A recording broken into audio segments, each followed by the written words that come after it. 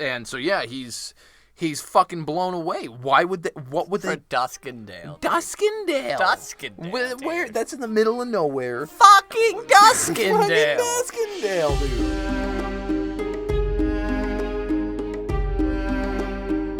What up, and welcome to another episode of Brotherhood Without Manners, your favorite full spoiler reread podcast of George R.R. Martin's A Song of Ice and Fire series. I'm Nate, and I am the best host. Joining me is my brother and co-host, Zach. Redo. We have to redo this episode. Just the episode. I just wanted to come in with that. What about Zach? And this is our podcast. Take two. Where we read A Song of Ice and Fire, and then sometimes have to re-record us reading A Song of Ice. Because Zach doesn't know how to remind me that we have a microphone that we're supposed to be using. It's your computer. Oh, so I'm... Fucking hell, this guy. Anyway, if you've never been here before, we are full spoiler. We will talk about the Song of Ice and Fire series as a whole, Nate like you've read it. Dumbly. Whoa. Stupid. Man, he's stupid thoughts. Anyway, last episode, we were reading Arya. Well, technically, last episode, we were reading Catelyn 4. All right. Nate fucked up the audio, so now we have to redo it. But, actually, it's very serendipitous, because in that interim time, one, we weren't really pleased with the initial. We walked away from it with, like, kind of a meh, mainly because we focused more on the doom and gloom that is the foreshadowing that comes up in this Catelyn 4 chapter. And so there were other bits we wanted to focus in on, which we'll be able to do now in this re-recording. We also received a ton of correspondence. Shitload of correspondence. And it's all wonderfully touching, and it warms the cockles, because that's a fun word, the cockles of our hearts. But now we've got to be without manners and talk about this Catelyn chapter. So then we'll put the fun. Well, we also do emails. Announcements and hot topics at the beginning of the episode, and there we can also mention that at this point the trailer has released for House of the Dragon. It's dope, y'all. Yo, it's dope. It's really dope. So we are going to, I think we've briefly we're just going to do an episode, probably be like 10, 11 minutes or so of us just giving our thoughts. It'll probably end up being like an hour and a half. Right, but like, of what we think, what we notice, what we can pick out, the things we're excited for. It's also got me back into, because I still haven't finished Fire and Blood. And Have you even started Fire Yes, and Blood? I've read the first quarter of it 15 times. So I'm very knowledgeable in the beginning of Aegon's conquest. And your boy wants to reread it just because it is a historical recount of... And so I need to finish that, and now I'm even more pumped because of that. So we will talk about the trailer a bit more on that little dedicated recording. But we'll touch on all this again in the small council at the end, as you know. And so, yes, as Nate was saying, last episode, we were reading Arya 6...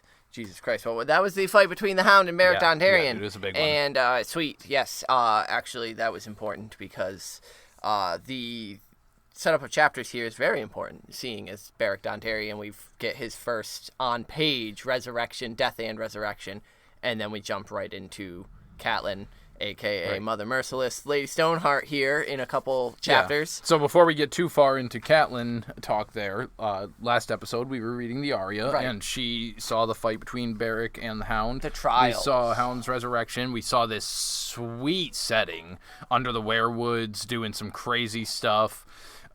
A lot of analogies, as we pointed out, to Brendan Beefish. Brendan Beefish is... the Twitter handle, not the actual Blood Raven, and I just threw myself all off. I Brendan Rivers. I confused Brendan Rivers and Brendan Beefish for a second there, so we're going to skirt past that. All right. But there was a lot of analogies to Brendan Rivers and Bran and Blood Raven up above. Yeah, they were in a terrifying fucking place, and it's hard to figure out what the meaning is in that, considering that this is all Rolor bullshit under this tree, yet it feels very Children of the Forest-y. And so perhaps there's more of a connection between Rolor and the old gods. Ooh, we don't know. It's interesting. Sandor Clegane is amazing. Yeah, he's pretty badass in this chapter. Pretty fucked up with his arm. Yeah, burnt. he also gets a lot of information from him about his thoughts on, just being an instrument of destruction, because everybody else is commanding him. Always horrible, kind of just following orders mentality that he had to sort of partake in, being Joffrey's dog, of, who am I to question a prince when he tells me to go cut down a butcher's boy for making him look like a fucking jackass? And Arya didn't like any of that. Of course not. So we saw how Arya But the felt. Hound gets off. Arya's pissed. Beric Dondarrion is raised from the grave thanks to Thoros of Myr and a weird ritual off page that occurs, presumably the Kiss of Life, with his little Beric Squire Ned, which was a nice little gut punch that George threw in of this Ned character being thrown around. But and the Hound is free of his sins now. He's been cleansed. He's free in the eyes of the So getting gods. a nice glimpse of her future in the last chapter, at the end there, of the raising of Beric Dondarrion, we will now jump to Catelyn 4. And Mama Stoneheart. right, I remember our last recording at the top, I had said that I fucks with this chapter hard, and that still remains. I really like Well, I would the imagine. It hasn't terrible, gloomy feeling in this chapter, and that was pretty much the basis of our entire first recording, was that this chapter is heavily setting up the Red Wedding. At this point, the pieces are all in place, and the last bit right, with the phrase occurs here is the agreement to the wedding and the fact that Robb Stark will be attending. Yeah, so before we get all into that nastiness, because we go from Arya 6 with the raising of Beric Dondarrion to Catelyn 4, we know that death pays for life. Do you think that Hoster Tully's death here is in any way correlated with the magics there? Other than thematically showing the sort of not involved cycle. with the magic itself. No, I don't think so sure. at all. Beric Dondarrion's purpose, question mark, is to raise Lady Catelyn, ? And so, yeah, I think Hoster is going out like a G. He's an old man, infirm in his bed, and he finally passes, and it's meant to signify this cycle that while there are people who are getting off scot-free, we know that Hoster is actually pretty tortured here in his last couple days over his guilt of making Lysa get an abortion. Let the kings of winter have their cold crypts under the earth. So Catelyn is immediately drawing our attention to those nasty, nasty cold crypts up in the north. I like how she's almost distancing herself from the Starks in this moment, which makes sense. You know, the Lord Tully has just passed, so it's her father. The Tullys drew their strength from the river, and it was to the river they returned when their lives had run its course. In preparation for recording now, as we are, I really was thinking about this chapter, just trying to think of it in much different ways, and yeah. This cat, I think it's so interesting that Cat scorns Jon Snow so much, especially with this chapter, because all Jon Snow is this passage right here, basically. Cat struggles with the same thing that Jon does, that Theon does, this duality of who I am. I'm a Tully, I'm a Stark. Here, her father's dying, so the river she's trying to take strength from. So she's shunning the Stark a little bit of let them have that cold crypt. It's the river where we'll get our power, and of course the river that she'll be dragged out of when she's resurrected. But it's just interesting that all of these characters, Jon Snow, as all of us readers know, it's Targaryen Stark. And right now it's this Stark ? For him. Was it lowborn? Was it highborn? Who was the woman? But Lyanna, Rhaegar, Stark Targaryen. Catelyn has the Tully Stark, Theon, Greyjoy Stark. It's this duality that so many different characters have. Sansa, Lannister Stark. It's just super interesting that she so heavily scorns like Jon and even Theon. She's not fond of Theon, but they're characters that are dealing with this exact struggle constantly, though. This is their main demon, where hers, this is a result of her father dying here and sort of pondering the life and death that she's been thrust into in the war, losing her sons, losing her husband, and now her father. And the comparison, the cold crypt over the rivers, the rivers sort of do sound a little more inviting than the cold crypt. And it's a great opening passage to show where her thought space is at. She's home. Yeah, she's been home for a bit now. And she's taking strength from the river, the surroundings, even in this horrific for her time. Yeah. So 7 were chosen to push the boat out into the river. Robb, of course, the king in the north. Lord Bracken, Lord Blackwood, Lord Vance, Mallister, Sir Mark Piper, and Lame Lothar Frey. Lame Lothar was a late addition because Robb had the sense to have one of the other men step aside. Lame Lothar had arrived with the answer that they were anticipating from the twins as to the remarriage agreement. And so 40 soldiers had rode escort with them, led by Walder Rivers, the eldest of Walder Frey's bastard brood. And Edmure got all pissed off about this because they arrived hours after Hoster's passing, and he's pissed off that a cripple and a bastard were sent to treat with them, and Cat's like... Yeah, Edmure's feeling all Walder pissed. Frey's a dickhead, so, just shut up and we're gonna fucking deal with it. Right, he's going to do anything he can that's as petty as possible. But Robb is smart as shit, and at least has the courtesy to greet them and ask Desmond Grell to step aside, so that Lothar could have the honor of sending Lord Hoster on his final voyage. And indeed he does. The seven launched the boat, and Catelyn watched from the battlements, as she had so many times watched her father ride off down those rivers and come back. And then she starts thinking about Bran and Rickon, and how they'll be there greeting him on the other side. Mm-hmm. Nah, not going to happen. Nah. Well, they're not dead. Right. So, not right now, no. I think you mentioned it last time we were recording, that you thought it was interesting that she doesn't think Ned will be waiting for him. Right. Do you think that's because Ned's bones haven't made it to Winterfell? See, I think it's more he goes to the crypts of Winterfell. He's not there yet, but that's where it's this... Starks have their own kind of hell. Well, right, and she even says, let the kings of winter have their cold crypts, under the earth. That's, I feel like, not a physical thing, but the spiritual thing. They go to this crypt place. They don't get to spare. The Tullys go to the river. And the Tullys go to this river. So, it's so all these separated heavens. That's, right. That sucks, man. Well, they're two different gods, too. They worship the different, there's the gods of the north, and then there's the seven. Sure. And so, yeah, why wouldn't there be two separate afterlives, This is bullshit. I know. Let Cat and Ned rest together. But that leads me to that saying that is she stating in her mind that Bran and Rickon are more Tully than they are Stark. Ooh, those is fighting words, Catelyn. Because why else would she assume that they're going to be there? Why wouldn't? Sure. Because they're not kings. They're still Northmen, North boys, Northerners, and so why did they get to go down to the nice sunny beaches on the edge of the river and chill with some coconuts and whatever's on the, I don't know, do coconuts grow on the edge of rivers anywhere? Probably somewhere, so fucking get out of my face with it. Edmure shows how mediocre he is at everything here, and oh no, that's further down when it's actually lit. What pisses me off about this scene is not the fact that he misses. Everybody fucks up. Nobody's perfect all the time. I get that. It's the fact that Blackfish offers to help, and it's like, hey, let me try. And he's like, nah, I fucking got it, Uncle. Back the shit off. And it's like, all right, now you just look like a fucking huge jackass. And then even more so when you miss that third right, shot. that's what I mean. And then you continue to miss, and then you have to thrust the bow at your uncle. Here, jerk, stop being such a nice guy. Shamefully walk away, and Brendan then fucking sends it without even looking at the arrow. Right, and that's my favorite part of that is where Kat says she didn't even think it had time to light before it was in the air, and then all of a sudden she saw the spark of the flame, and boom, kills it. Swag.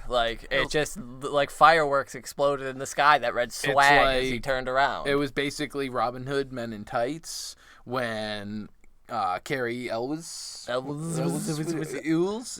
gets his foot cut off and saw. Right. When he rereads the script and he's like, oh, I am supposed to win this shit. And he homing devices his arrow through the back of the target. This thing's just speeding through the air and just blah, right in the middle of where it needs to go. Yeah, dude, it's sick. Perfect. The boat catches, Catelyn sees it as an outline, and she can hear her father whisper, watch for me, little cat. Dude, it's sad. Martin paints a beautiful picture here. She reaches out blindly, groping for Edmure's hand, but his masculine pride has been wounded, so he's storming away to brood over on the battlements. And so her uncle Blackfish took her hand instead, and together they watched the burning boat recede in the distance. And then it was gone. And I like this moment a lot. I just think it's really cute. Cat and the Blackfish having a moment. I wanted to sing it because it just Brings you so much I joy. like it. That's Yeah, good. I like the that. way the sun, the rising sun, is like framed right in front of them. They see the boat. It's on fire. It gets merged into the sun, the rising sunlight, so they can't even really see it anymore. But they know it's there. Like, how many other figures have gotten such an honorable funeral in this series? Right, In this series as a whole. Like, he gets to go down in sunset. not that he deserves it. In the way that, like, you would expect the Lord of the Riverlands to go. At sunset, down the river, in a blaze of glory. Right. Pushed off by the King in the North himself. Right. You know, all these things. Why does Hoster Tully get such a beautiful send-off? The only other person that... No, there's fucking nobody. Like, nobody gets as close to this as any... I guess the closest thing would be, like, Dunk and Egg, because they go out in a blaze of glory also. How? Wow. This is So back to this chapter you're of a Catelyn. fucking monster. Look at the waveform That's that from you just made me do. I didn't make you do anything. You absolute fucking heathen. Yo, he gave Lysa tansy. Fuck Hoster. You're more of a monster than Hoster Tully at this moment. Wow. Dunk and Egg. Oh, no. Well, like, Egg, questionable, but Dunk. Anyway, oh fucking Christ! Back to Edmure gets once surrounded by well-wishers and his knights murmuring condolences for his lord father passing, and Blackfish is like, "Hey, there's no shame in missing the shot. Like, it happened to me with mine and Hoster's father." And Cat's like, "Yo, you only missed once, though. You got it on your second shot." Wasn't it his uncle, though? It wasn't. Oh, him. maybe it was. I think it was his uncle. Yeah, sure. Yeah. But like Cat's like, yeah, Edmure just kind of sucked though. Like, it reminds me, actually, and I hate to say it, of Bran almost and Arya, because they have that scene early on. Is that no? That happens here in the books too, in Game of Thrones, I think maybe. If not, I'm pretending it does. I think it's a showism. I think well, it's only a show. It's a good analogy, and so just showing that almost sibling, like you just not everybody's gonna be good at archery. You're not that guy. You're not that guy. You are not that guy. Trust me, pal. Edmure. Yeah, Cat knows he's taking it hard, though, because last night he broke down drunk, or the night before Hoster's death, he broke down drunk and wept, full of regrets and words unsaid, and he asks if Hoster spoke of him at the end. Did he, Cat? Did he ask of me? And Cat's like, nah, his last words were fucking tansy, whatever the shit that means. I wish. And Edmure, but she lies and tells him that, yes, he did, and Edmure's like, oh, thank you. Once again, this is... we just talked about how she's dissecting her character, the Tully to the Starks. This is Ned. The lie? The lie about the last words of a loved one. Promise me, Ned. This is what... this is the complete opposite of what he said. This has nothing to do with what he says. No. And yet like, I'm going to... This, like, yeah, it absolutely, I think, is a parallel to that. But this is... In Hoster's beautiful ceremony, his send-off that he just get, this is the reveal that he's not this great, beautiful, rising sun lord. Why did he get such a great funeral? That deserves this. He literally forced his daughter to abort a child, and it kind of made her fucking crazy for it. And that's what's so, like... Hoster Tully's the cause of the war Lysa being insane and being manipulated by Peter. Sure, yeah, absolutely. He devastated this young girl, his daughter, forced her to drink fucking tea that caused an abortion because it was Peter Baelish's kid. Like, I understand the circumstances were rough surrounding it, but like, yeah, and he regrets it. He knows he's a piece of shit in death. That's why he's calling it out. And I just love the way it's kind of, Cat's not giving any thought to it really, because maybe it was a mistress after mother, but I don't know. It really brings to mind the lines of about the maesters that the history is written from the eyes of the victor. Yeah, you're right. Cat, though, is the one that's getting to write how this guy is. She's the one who put together the pieces. Well, right. In death, you want to remember the best parts of people. Right. She doesn't want to, think about her father's, because I believe when he first mentions it, she first hears it, she thinks it's a mistress or something. And she just, why would I want to think about my father's mistress when he's dead? And it's not a mistress. It's much worse. It's fucking horrid. But, yeah, It's good stuff, man. And Blackfish and Cat then join Robb and his bannermen, and Robb immediately hugs his mom, as one is wont to do. And Jane and Robb then both express their regrets at not knowing Hoster Tully better. And Cat recalls that there's been no word from Lysa at this point, which, why would there be? Lysa... Well, I mean, why would she be upset over her father's death? Yeah, I mean, that's what's so... Because Cat hasn't put together everything right, at this point. Yeah. And so she doesn't know that. No wonder Lysa's never given a fuck about Hoster dying. I mean, whether it be because of, being driven by her madness or the harbored hatred. Right. Absolutely. Repeat after me. It's okay to disown your toxic family. For real. Fuck you, old man. Rot in that boat, bitch. I don't blame Lysa for being... I mean, again... because there are no black and white strokes in Martin's story, has Lysa done some terrible, questionable, awful things? Of course. Yes, but is that derived from the trauma that she suffered as a young girl who was forced to abort her child? Abso-fucking-lutely. So, Hoster, not having all of his children and all of his family by his bedside is Hoster's fault. And there's nothing fucking to that other than that. And that's the interesting bit here where Cat, it's painted as this, fuck Lysa. How dare she not be here for her father's death? But why would she be here? Right. She's protecting her son from her father. Why would she want to bring her little boy, which obviously she's a little crazy concerned over? Again, why wouldn't she be when her own father fucking killed her first one? It's this layer within layer of just... It's all about the individual. And the way Cat is painting it right now is this picturesque funeral in the middle of wartime. So, of course, he would have a warrior's death. Yeah. Hoster Tully hasn't raised his fucking blade this entire war. Not to say he's not a great warrior or was, but... Now that you bring up that with his going down, and we'll get back to the messages that they're not receiving. Right. Cat is building up this funeral for her father. She's resurrected on the shores of a riverbank. Right. And so there's that.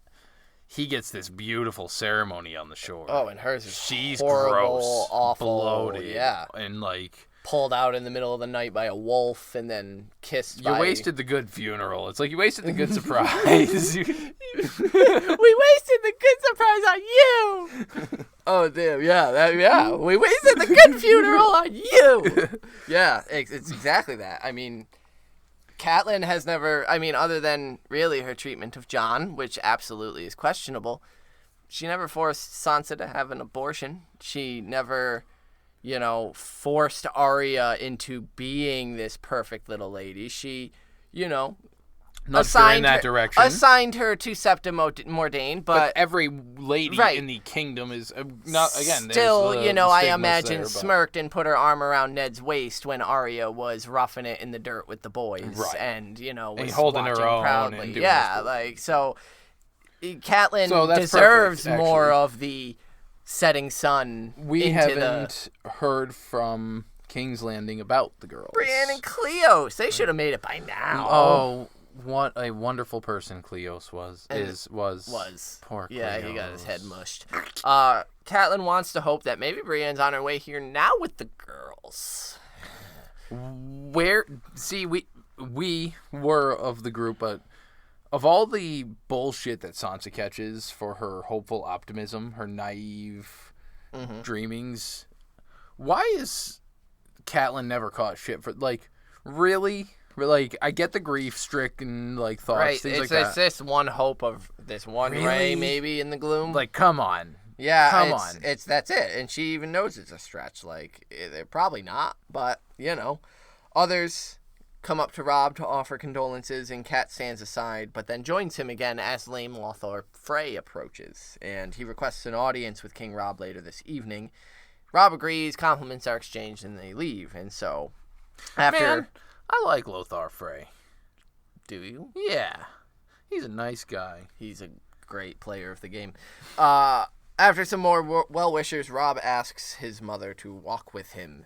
And she notes here that Robb has been kind since his return to River Run, but he seldom seeks her out anymore. And then goes into it that Jane now makes him smile. I have nothing to share with him but grief. And that's, I mean, she kind of hits the nail on the head with that one. Like, to Robb, Catelyn is Ned and Bran so and once Rickon. again, it is okay to disassociate from your toxic family.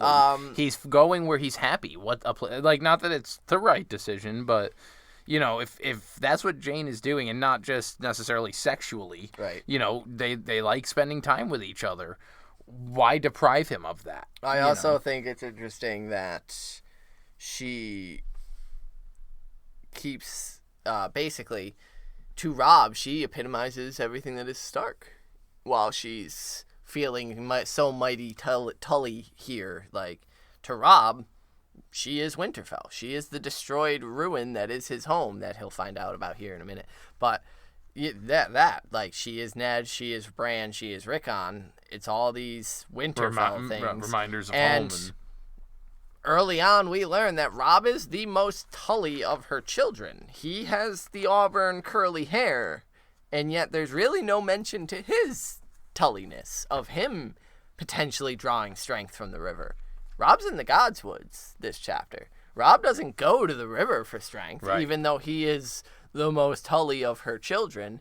And so I think it's interesting that while Cat feels all Tullied up, it's more the Stark prominence that's still radiating. Robb doesn't even have fucking Grey Wind with him, and it still feels more Stark presence than Tully here in Cat and Robb's interactions.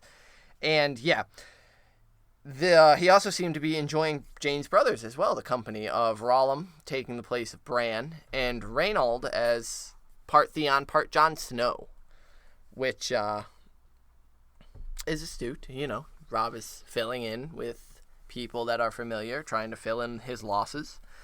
And he brings up... Oh, wait. I skipped my bit. He sends Jane off and then leads her to the Godswood. Yeah, again, not to the river's edge. The Godswood. Yeah, and she starts thinking about the night before when Edmure was drinking and shit, and how he was talking about the Glovers losing a battle over at Duskendale. At fucking Duskendale. A loss to Randall Tarley, them motherfucker. Robert Glover was captured, and Robb is planning on trading Martin Lannister for him. Yeah. William's twin. William is one of the twins that was killed by Lord Karstark. Yeah. And so yeah, he's fucking blown away. Why would they? What would they? Duskendale. Duskendale. Where? That's in the middle of nowhere. Fucking Duskendale. Fucking Duskendale, dude. It's crazy. He then laments. He says, "Mother, you were right. I should have traded Jaime for Sansa and wed Sansa to Loras, and then we would have had all the might of Highgarden with us. I have won every battle," he says, "yet somehow I am losing the war." Oh, Robb, the war is already pretty much done for you, my bud. But Kat notes she can't let him despair. She can't let him go down this fucking rabbit hole of fuck, everything's terrible. So she tells him that Ned would be proud of him. And I agree. I think Ned would. I definitely think that... Yeah, I definitely think so. In the Godswood, and with what he's dealing with right now, I think that's really the only thing she could potentially say. Not that it works. It's not an immediate, you know... You just saying I'm depressed. You should be happy. Like, because I was going to say Ned could be watching him, and then I realized Bran could be watching. Like, this is these are the kind of key moments to keep an eye on. Right. That, like, this is keeping Bran informed of...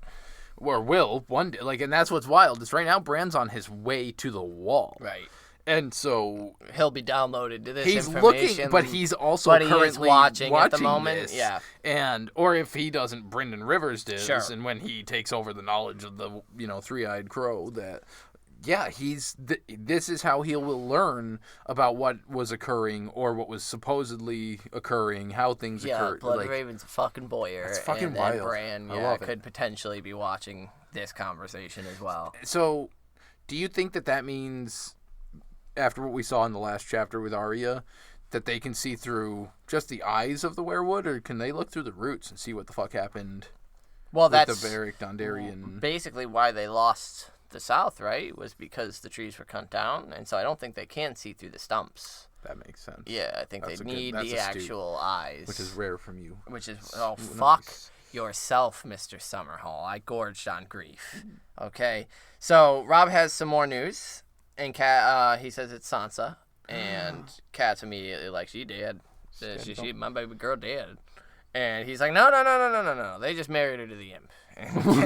And Kat's like, oh, fuck. I should have let Lysa throw his little ass out that moon door. Woo!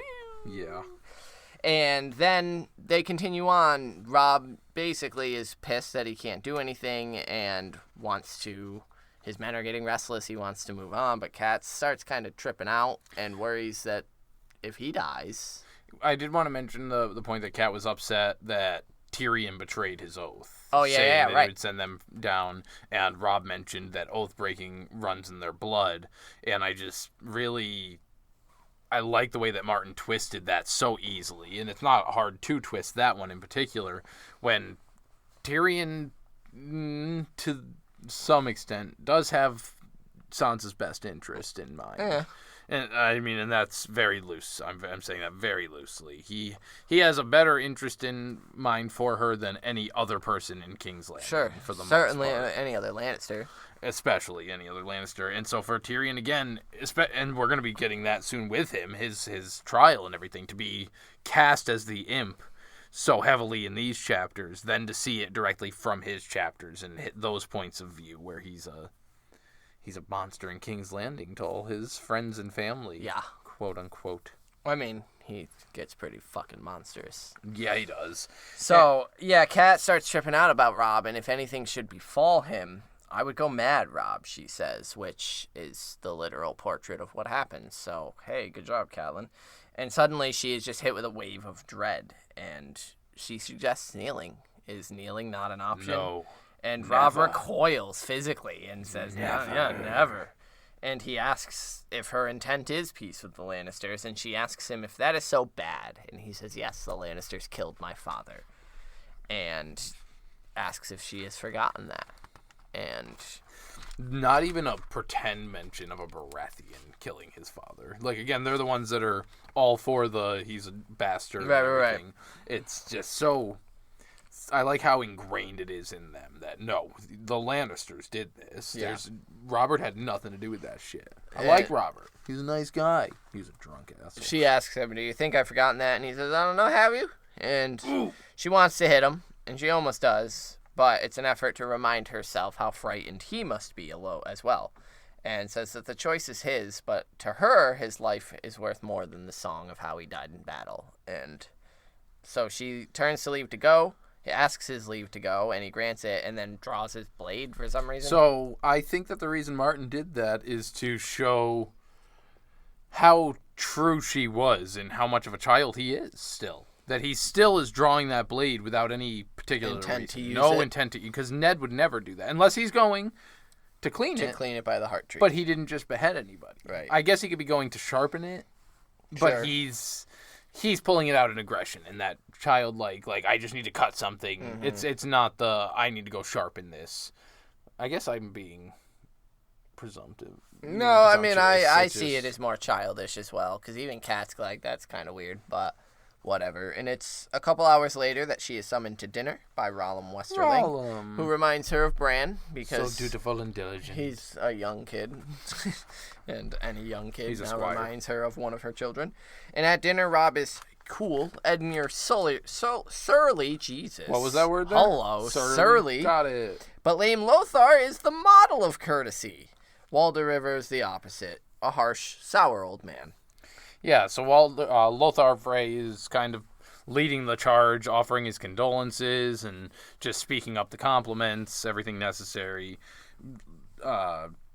The Rivers bastard, whose name just Walder. Slipped. Thank you. There's so many fucking Walders is the problem. That it's just, you don't think that this one is also a Walder, and then he's also a fucking Walder, so there's just so many of them. Walder. And yeah, he's just kind of enjoying the food, whatever. But time to drop some bombs. We got a letter the Queen and the Westerlings excuse themselves so that Robb and the Freys can get down to business. But first, yes, Lothar and Frame informs Kat and Robb that Walder and Walder, Little and big, associates, right? Kat's wards are currently at the Dreadfort. There was a battle, and Winterfell has been burned. They were saved. were received anyway at the Dreadfort, along with women and children who fled, by the bastard of Bolton himself. And Robb's like, fucking what? No, that dude's dead. And he was a monster. He wouldn't take in the women and children. Would if he's hungry. Gross. Yeah, he says that your Castellan was slain, Sir Roderick, and Catelyn is sad about that for a moment. Sad. Well, she also right on top of living there with him since forever, she traveled with him down to King's Landing and then back up north with him to the crossroads. Is that where they departed with each other? No, it was here.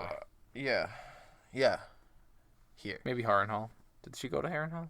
Maybe White Harbor, I think. Something like that. Yeah, Jesus, books One ago. of them places. But yeah, Robb is confused because Ramsay's supposed to be dead, but Lothar's like, I only know it was in the letter. There was no mention made of Theon. Lord Bolton may know more. And he offers to postpone their business, but Robb wants to make it done. Do it now. And Edmure does too, so that's important. And it's said that Lord Frey will agree to the marriage alliance, granted that Robb apologizes in person. And Kat's red flag alert is like, whoop, whoop, whoop, whoop. No, but didn't take heed. Nope. Lady Rosalind is offered to Edmure, 16, the youngest of Lord Frey and her mother from House Rosby. And you will say yes now or fuck off. Yeah, Edmure wants to meet her. He fears, Lord Walder Frey fears his death is imminent and would absolutely just dissolve the alliance, and it would put his heart at ease to see Rosalind safely wed. And Kat thinks that we all want Lord Walder to die happy, which, oof, Martin. Robb asks for a moment to consult in the phrase leave. Nate's computer's making noises because he is not professional. You interrupted me and threw me off earlier with your phone fucking ringing in your pocket. Don't come at me. Edmure's pissed, as Nate I'm is. pissed. And says that as Walter's liege lord, yada, yada, yada, yada, my dick is bigger. And Catelyn tries to talk him down. He immediately says his answer is no. And Robb, kind of being like, sigh, won't command you, but if you refuse, there's no hope of alliance. So, like, if you say no, we lose. We lose because we can't get up north. We can't. So Edmure argues some more, and Robb kind of starts getting pissed off that he has to go to the north. Like, he can't be a king when his home is burned and shit is like that is allowed to happen. And so that's where they have to head anyway, and without this consent, then they're fucked. And so the cause is lost. Blackfish is like, hey, also, remember when you fucked up at the Battle of the Fords and wanted to make amends? You wanted to repent. So Edmure kind of dumb. I'm not doing it because you're telling me to do it. I'm doing it because I want to do it. Yeah, he's making a dumb joke, and then he agrees to do it. And that is the close of Catelyn 4. So the Red Wedding is on, motherfuckers. It is? Is that hinted at in there? I hate you. Oh, I okay. just want to roll you into a ball and throw you into the ocean. That's messed up. Yeah. That's messed up. Let's convene our small councils, get inductees, and more importantly, listener inductees.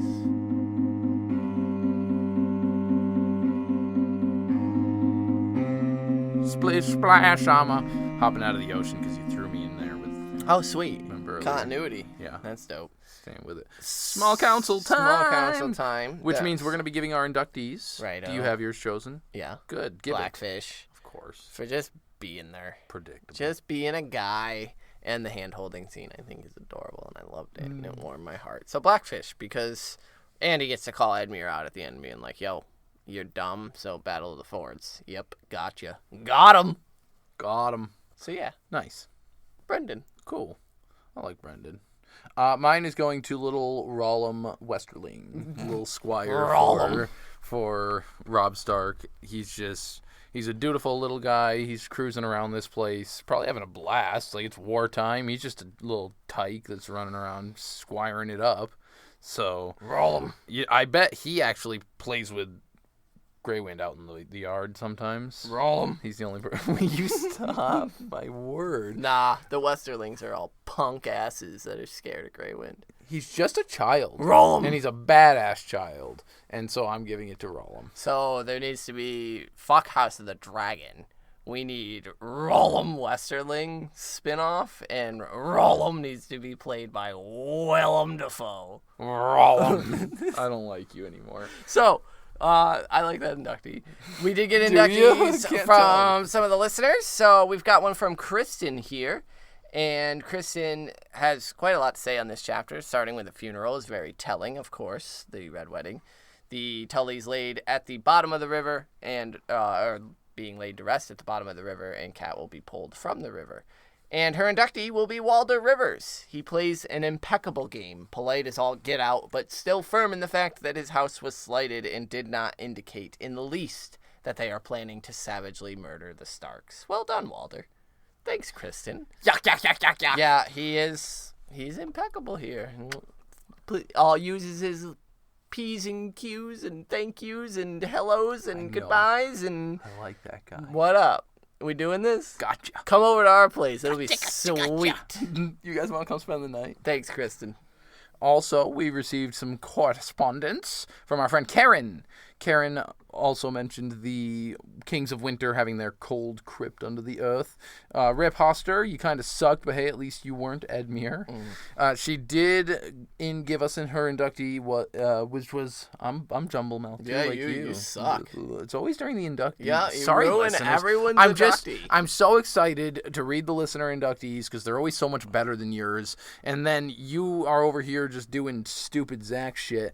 Karen's inductee is Cat for a strong sense of foreboding and because I know what's coming. So, good inductee. You good? I'm good. Okay. I don't know, man. All right. I don't know what's happening. We also got a Catelyn 4 inductee from Amanda. Amanda says, so for this Cat chapter, I gotta say, I'm really feeling like an Edmure sympathizer. Poor dude lost his daddy and couldn't shoot the arrow to light his funeral pyre. I imagine that was a huge hit to his ego, which maybe he deserved, but I just can't bring myself to give my first official inductee to Edmure, so my inductee's going to Robb! I love good Robb. save. That was close. I love Robb for what feels like such a short time that we have him. I really liked that he didn't command Edmure to marry and let it be his choice. He just kind of lays the guilt trip on him, you know. That was my addendum, not hers.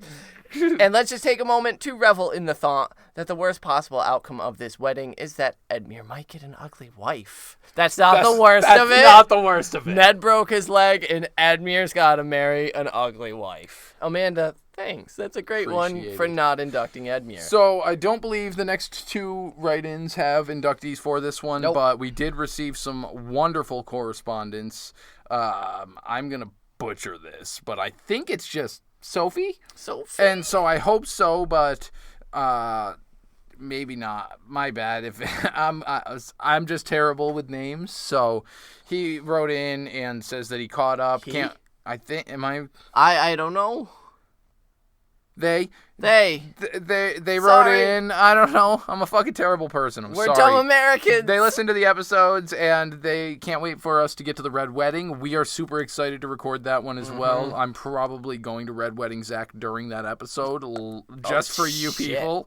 And so the more exciting episode, in my opinion, is the one after the Red Wedding. You on CNN? When Zach returns. Oh. As Lady Stoneheart himself. So, thank you so much, all the way from Hungary. Again, I butchered your name. I apologize, but thank you so much for writing in. Yeah, we appreciate it. You want to do the next one and not fuck it up like I do? Again, not an inductee for Cat, but that's okay. We have this one coming in all the way from Rio de Janeiro. Fuck yeah. And this is from Victor. And Victor... One, you are absolutely forgiven for any English mistakes because... Did you hear what I just did to the last Nate can hardly name? Speak, and who the fuck wants to speak English anyway, you know? There's so many cool languages out But there. he's been listening for a while and wanted to thank us, and that's... No, sir. No. Thank you. Fantastic. He only did an initial dive, so he's looking forward to getting a lot more details, and... That's fantastic. So hopefully you'll keep reading along with us and be able to dive a little deeper in. He's currently on John 2 on Clash, but he is trying to catch up. Oh, he'll be up here soon. Right. Hopefully he'll hear this, and it will inspire him to begin writing us inductees. Do it. And so this was his first contact. He just wanted to introduce himself. Thank you. Welcome to the Brotherhood. Both Sophie, hopefully that's your name, and Victor from Victor. Hungary and Rio de Janeiro, respectively. Appreciate your write-ins. If you would like to write in like all of these lovely listeners have, you can get us on many of ways. Zach, do you want to give those? Yeah, I didn't think so. Patreon.com/Without Manners Don't is look our at my Patreon. Without Manners Brotherhood at Gmail. If you would like to write us an email, as many of our inductee listeners do, there is the Facebook, facebook.com/Brotherhood Podcast. Yes. Yeah, which you can also get access to the private Facebook group by going to the Patreon. You also have to shoot us a message so that you can let us know that you're who the fuck you say you are from Patreon so that we know. Dude, don't cast shade on me right now. I'm on a roll. Call me an oak. You can also visit our website, brotherhoodwithout.com. And you know what we're without? You after the Red Wedding episode. I fucking quit anyway, so go fuck yourself. Anyway, thank you all for joining us. We're not done. There's other stuff. Let Nate, God, he's just been talking, you know, folks? Like, this is what I deal with. Dunk and Egg, Patreon listeners. We very much so plan on getting you the next episode out. Hey, mister, I'm going to block out the next group of pages so that we can get that Patreon episode. They're already blocked out. Oh, you're just an asshole. Right. I've just got to get the page numbers to Nathan. And let me tell you, it's really hard to coordinate and communicate with him. So that's why it takes I don't get why. And so, yeah, right. No, expect some Dunk and Egg. We're very excited to get into that, start knocking those out a little more on a schedule regularly. Thank you. Yeah. English tonight's big words, difficult. dude. They're hard. We also announced at the top of the episode that the trailer is out, the House of Dragons trailer. And so with that, there's probably we finished up the Game of Thrones show with the last season because we had just started recording around that last season. And so there's talks in the air about if we're going to pick something up, start recording about the show. We will at least be putting together something for the trailer. Yeah, we're going to do probably a real short little just, discussion on the trailer and things that we saw. And so expect that soon if and when we get that. Yeah, that'll probably just be tossed at you kind of randomly. It'll probably hit Patreon first. Right, and then we'll make some announcements when it does come out because it probably won't be.